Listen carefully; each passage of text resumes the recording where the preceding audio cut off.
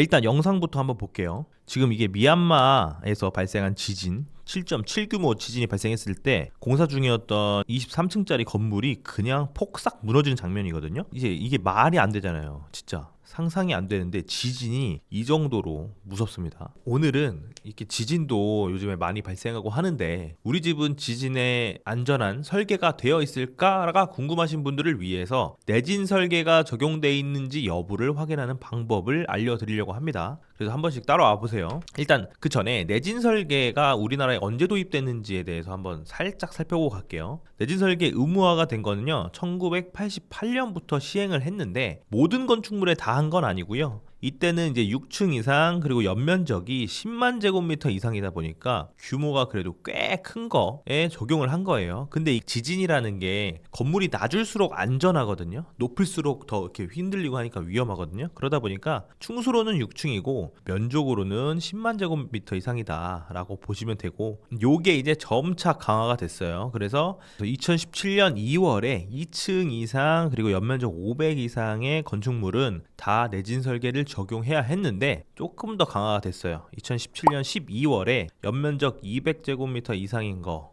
그러니까 직영공사가 아니라 건축 그 시공업자가 하는 건축물에 대해서는 전면적으로 내진 설계를 이제 적용한다라고 알고 계시면 되고요. 이제 바로 확인하는 방법 말씀드릴게요. 첫 번째로 아우룸이라는 홈페이지에 접속해서 우리 집 내진 설계 간편 조회 서비스라는 게 있거든요. 거기서 우리 집 주소를 검색해 보시면 됩니다. 한번 해볼게요. 구글에다가 우리 집 내진 설계라고 검색을 해보면 우리 집 내진 설계 간편 조회 서비스가 나옵니다. 그래서 뭐 동의할 거 동의하고 내가 알고 싶은 건축물의 주소를 입력하면 어떻게 뜨냐, 여기 보면 내진 설계 의무 적용 대상 건축물입니다 이렇게 뜨잖아요.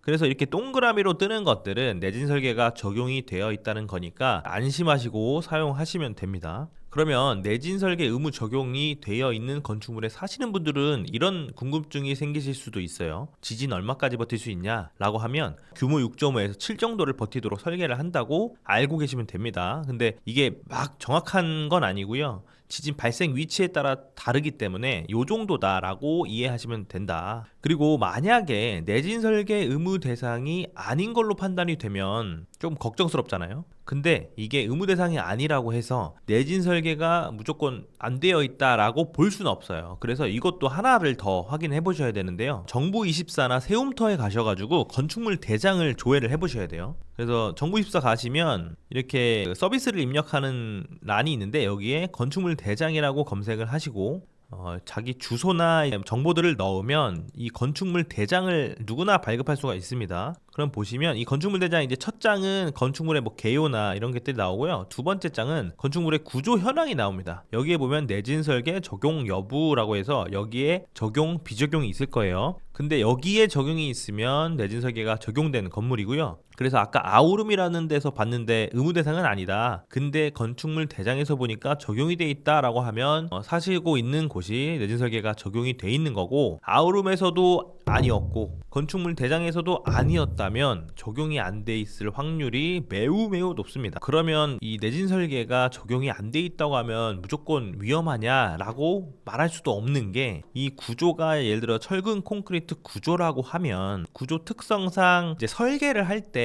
풍화중이라는 걸 고려하거든요. 그러니까 바람을 고려를 해요. 근데 바람은 이렇게 우리가 옆으로 치는 거거든요.